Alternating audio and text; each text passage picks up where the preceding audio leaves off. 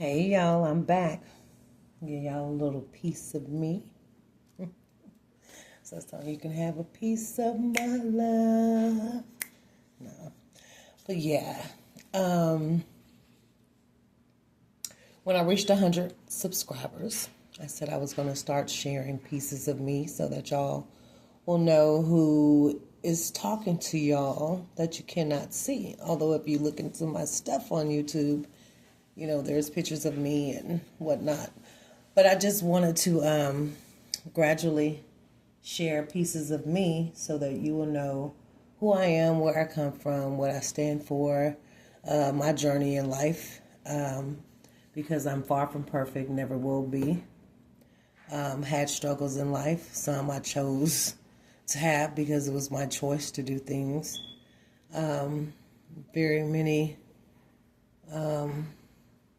Very many, many regrets, but God smoothed them and worked them out. So therefore, if I don't have any, I take it as a learning tool or use it as a learning mechanism within my life from the choices I made and mistakes that I've gotten my own self into. But I grew up feeling abandoned by my parents, who was around one more than the other. However, seen them sporadically throughout my life. Never really lived with them. There was a time where I could have lived with my father, but I chose to continue staying with my grandmother.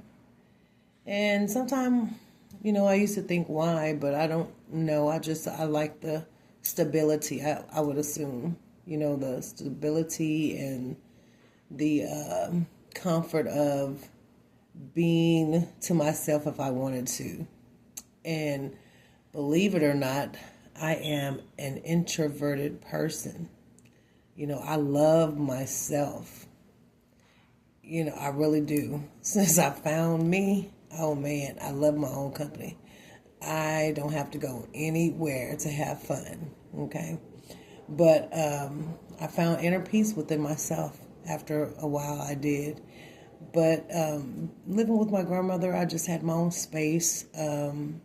She always gave us the freedom to speak our mind. We had to be very respectful with speaking our minds, but she also let us, say what we wanted to say, voice our opinion, have an input, in something or express what happened, express how we feel. And those were at sporadic moments or if things were going on. It's not something that she had time to just take out of her day to just sit there like I would say normal parents now, because that's what I do. My kids, took out some time in my day to sit down with each individual child on their own with us together and,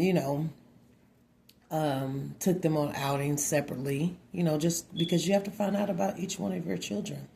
My grandmother taught me a long time ago, I used to be like, well, why you do this? Why you do that? Why you do this? And she was always telling me, well, this person, I feel like they need more of this person, this person, this, and you, this, da, da, da. And she just never felt like, she told me she just never felt like I needed her that much. Because we talked about it later once I became grown, and she just told me, she apologized and she said that she never thought I needed that comfort, that I always had that persona of looking okay and, feeling all right and stuff like that. But I wasn't. I was a very angry, mad little girl growing up. I just had a whole lot of anger and I had boggled it up inside until when I finished junior high school and went off to high school. And, when we're in high school, then we're thinking we're all that. And just growing up still feeling that anguish. Visits from high school. I'd say the last time my mom popped up probably was like in 7th grade, bringing us different things. And then, that just kind of faded out. I was older, of course. So as I was walking the neighborhood and we go by that store, she still was hanging out at that darn store. Like I said, my dad was a functioning addict who remained working and employed and taking care of his household and his family and stuff like that, making sure I was okay because he would, give my grandmother some funds for, me and my sister when she was there. And then when she went to go live with my dad, he also made sure I was okay. I don't know if it was ever enough, but I know he would give her something. She never complained about it, so, I just didn't know.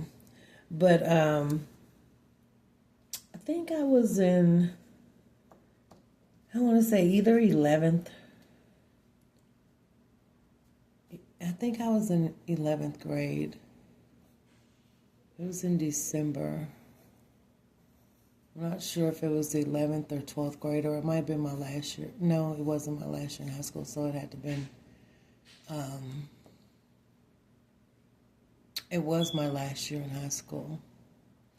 My grandfather had passed in December. I was 18 years old. And like I said, I had a sack of grudges. I mean, I had plenty sacks of grudges. I was a confused, angry, empty, disappointed teenager, a child, just everything. And although I was able to be expressive in my grandmother's house, those things, believe it or not, I always held inside. And I don't know why. I just did. But,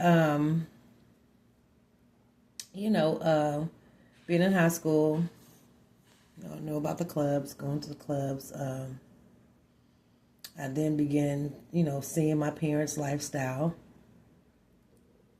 And it made me know for sure what I didn't want for myself. My parents, they didn't teach me nothing, but they taught me something. if you get it, But no, I love my parents. They, did the best they could. But my grandfather ended up passing in December, and because I just had this anger built up all the way, 12th grade year, I was planning on going to college. But, my grandmother didn't have time to sit and talk to me about college. My parents were nowhere around to help me with that. I didn't ask any of my uncles or aunts, which, some of my uncles went to college, my aunt went to college. But, no one was interested in showing us, me and my younger cousins, the way like that, So, hanging out, being in the club scene and everything through high school. I met my husband at a club. We got married as soon as my grandfather passed, I think in January. We got married, and he was a year older than me, so he had signed up for the service. And I knew it was going or whatnot, but just ready to get away, escape from all of that. Like, I was just ready for a new change. I knew I wasn't going to college. So when he asked me to marry him, I was like, sure. I mean, I loved him. I thought I did. This was probably my second or third relationship, through growing up or whatnot. But, sure. And we ended up moving to San Antonio in like maybe a week, 3 days to a week or something. It was like real sudden. That's when Saudi Arabia, he got shipped off to Saudi Arabia. So I was in San Antonio by myself, just lost. I finished up the last half of my senior year. That's right. I actually got married during Christmas break and jetted out for second semester of my senior year, and I graduated there in San Antonio, Texas. And it was just a learning experience. Of course, I made plenty of mistakes because I didn't know how to run a household. I just came out of my grandmother's house who sheltered me. She cooked for me. She washed our clothes. She shopped for me, just different things. So I was totally lost in trying to be someone's wife. When I think about it, I probably would have waited because I know if I had waited and matured a little bit, maybe our relationship probably would have lasted a whole lot longer. We could have even still been possibly married to this day. But because we both were young and just ready to, get out of the house, we made a foolish decision to get married. And he was cheating and all kinds of crap. So, when I got to San Antonio and he got his ass shipped to Saudi Arabia, all these military whores start coming out and I called my dad and my dad had a homeboy. Him and his homeboy came because I was getting into it. One of the whores, she just felt like she just needed to be flamboyant with it and everything. And, I didn't know how to handle that, and so I finished school and went back home. My dad and his friend came down. They packed me, and I went back home and asked him he filed, to file for a divorce and everything, because he could afford to pay it. And yeah, it was a short-lived marriage that opened up my eyes. I then gained employment, started working. Not so much dating, but just working, getting my money up, doing for myself. I was single, no children, and whatnot. But with all of that being teased about my mom,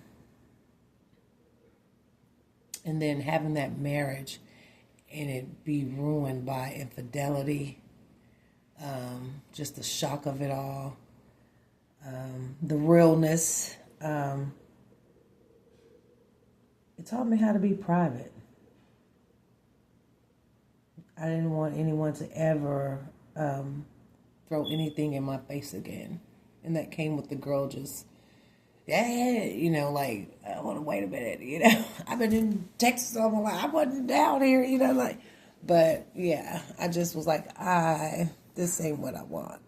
And it put me in the phase of, okay, this probably perhaps what my mom was doing, arguing over men. Like I told y'all, when I was coming up, my mom had very domestic issues. And so, I was like, not interested in it, not going to get in that.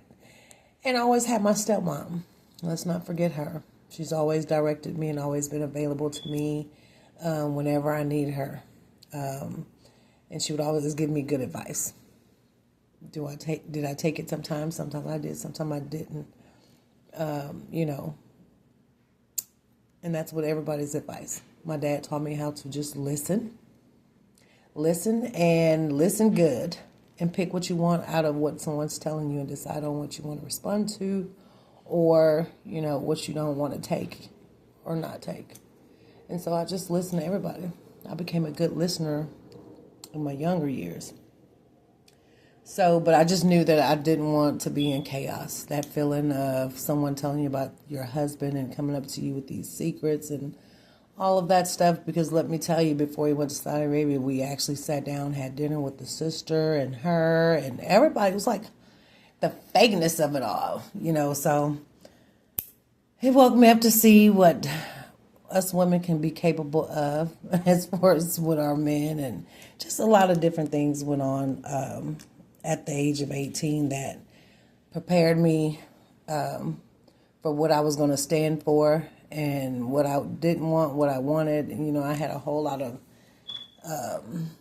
rules, a whole lot of guidelines and all kinds of stuff. And mainly I was just trying to get myself together after that. Sure, I was hurt. So I was depressed. And again, I didn't have anyone to speak to. I don't think I talked to anyone regarding how hurt I was from my divorce.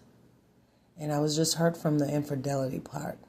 Not so much leaving and all that, because I think I've always thought I was worth, or, you know, I wanted better. So it wasn't a lack of self-esteem, because my self-esteem is very high. Well, you know, everybody's not going to think you're cute, but if I think I'm cute and I think I'm all that, you can't take that away from me, okay? You can insult me all you want. It's not going to hurt. I just learned how to not pay anybody any mind. And as I was growing up, I learned that it was a pro and a con in my life, because not caring about what people think of you sometimes can hinder you from certain things. And that's what it did for me, you know, not caring what anyone thinks.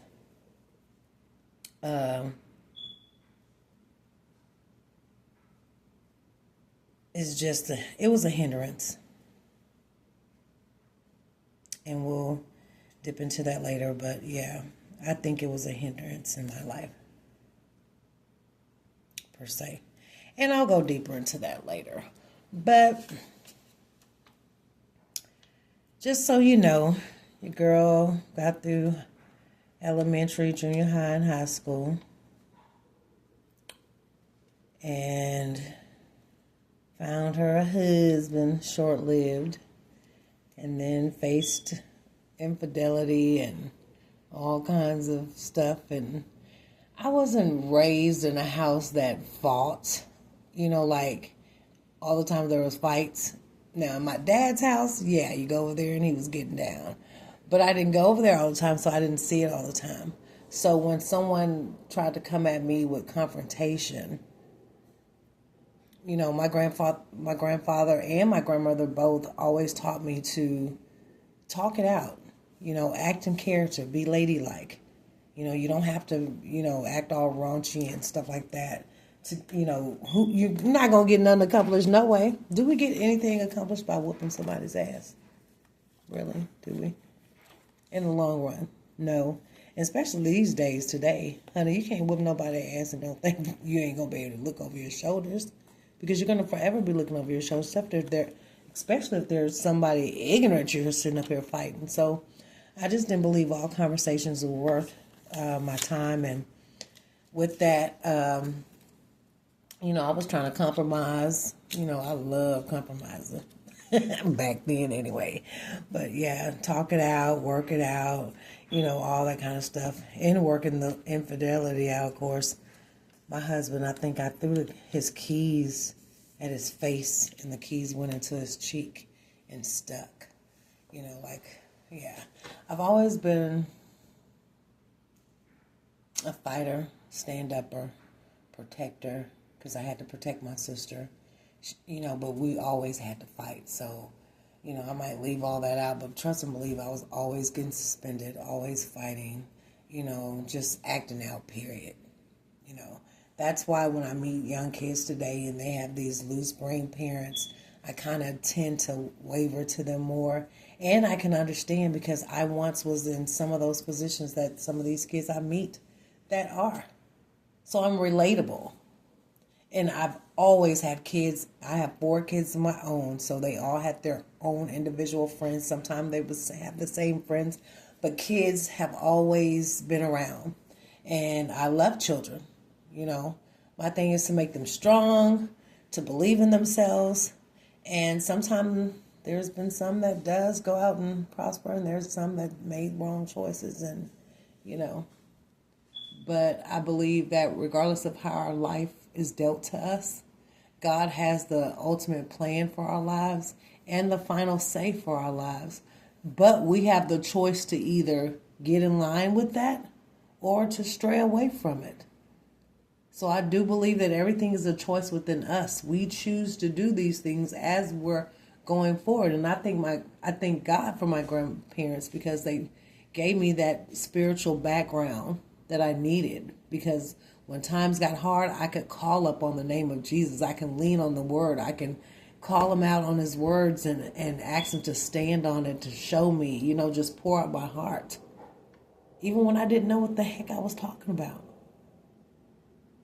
Even when I sat in church and just started imitating people that did it. even when I would sit and hear people's testimonies, I wanted some of those testimonies, you know. Now I got plenty of them. But yeah, so that's what happened. So as I got back to my hometown from, leaving my husband, fixing to face a divorce. I had to wait till he got back from Saudi Arabia, of course, but, he needed to get it, so I had to wait and whatever. And I went out on a couple of dates and all that good stuff, but imagine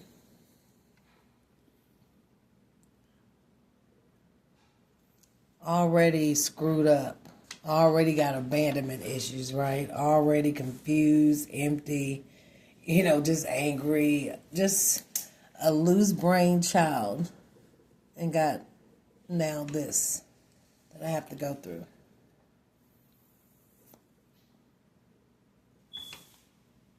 It was hard. It was hard to digest. And it also built a wall to where I went to nobody but God with my problems. I wouldn't discuss it too much with anybody. There was only 2 people that can say they know something about me. 2 people. I wouldn't talk to nobody. And that's my angel and my stepmom, which is my mother. Okay? Only confidence I had.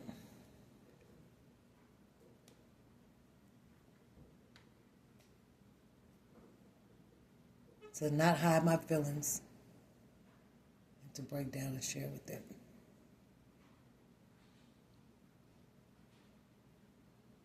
Because they poured into me. And I just thank God for that. They poured into me as a little girl. And I felt like my cup was getting empty. They just kept pouring. It might not have reached the top. It might have been, halfway full, but they stayed keeping some liquid in my cup. If that makes sense.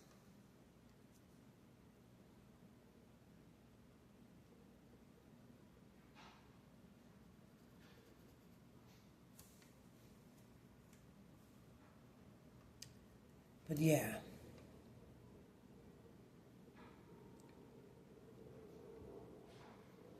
When I had kids, I made sure that when they came home, it was all about them. And people that know me can tell you, I'm a marijuana smoker, right? We could be smoking marijuana all day on an off day, because I've always worked, but on an off day. But immediately, by 2:30, my house is cleared out, or not cleared out, but it's straight focus. Stop what you're doing.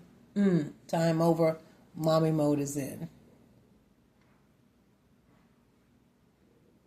They were greeted with something to eat, which my grandmother did that with us. We always had home-cooked meals and baked cakes and pies and all that good stuff. Yeah. And that's the same thing that I did give to my children.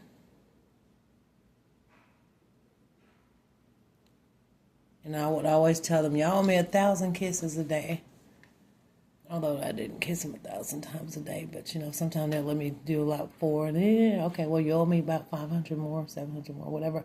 But I just made sure I gave them what I wish I had all during their upbringing. I made sure that whatever choices I made were in complete benefit of them. And then sometimes later on, you'll find out that how us parents, we can think we're making the best decisions for our children. And sometimes in their eyes, it's not like that. But we'll get into that later. But yeah, so I was so glad to get out of the house, but neither was I ready or prepared to be the focal point of out on my own, paying on bills, paying different things. And my husband was, he had made a whole chart and this and that. Like, he had things written down, this and that and that, and this one to do. But by me not knowing, like, hey, yeah. So, but just that added on to my emotional state, my mental. And I think a long time ago, after going through that ordeal with my uncle on my mom's side, seeing them support him versus me, like a flutterance of things just welling inside of a young girl. And I don't even think I was talking as much or giving my angel or my mom any specifics of things, but I was just letting them know what was going on, but not so much the deep stuff. So even then, they didn't know. They could probably tell, but anyone can speculate until you release that information to them. It's only speculation, so I never confirmed anything. But yeah, I just started having all this, but I started working, coming back home and getting into work, making my money, getting my apartment. I think I stayed with my grandmother for about a month, and then maybe I moved out, maybe 5-10 minutes away from where she was, and continued working and met my children's father.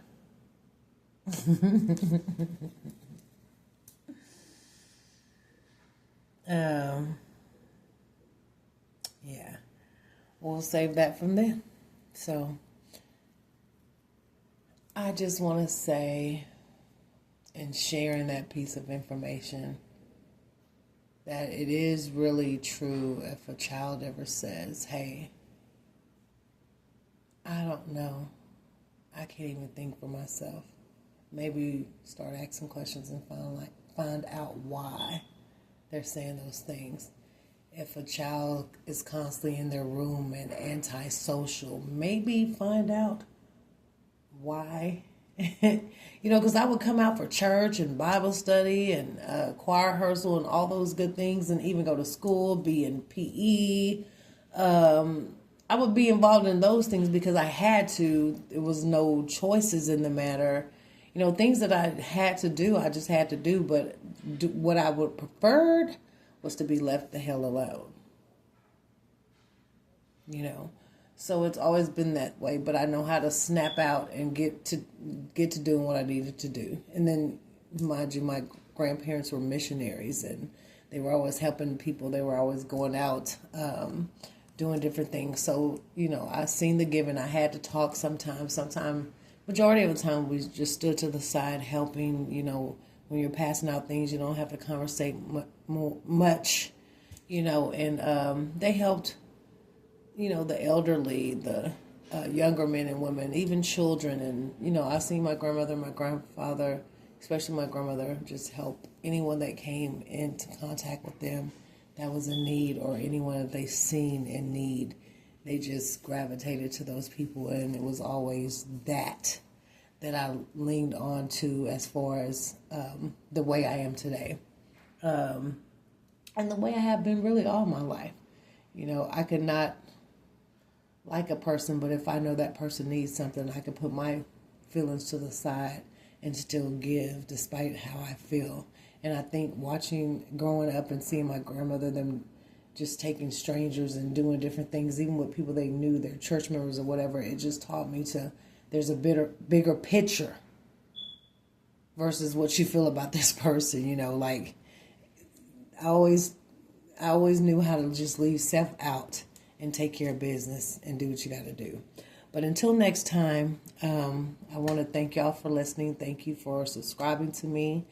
I just made this channel, like I said, because in my walks of life, I know there's other people just like me or have similar situations. And I used to look on YouTube a lot for different groups and I just couldn't find it. So, I'm like, oh my goodness. As I go through my walk, I wanted to share and I wanted to just have some documentation of it. And so I think it's a great way to network, meet different people, do great things. We can all get together one day and just start blessing people.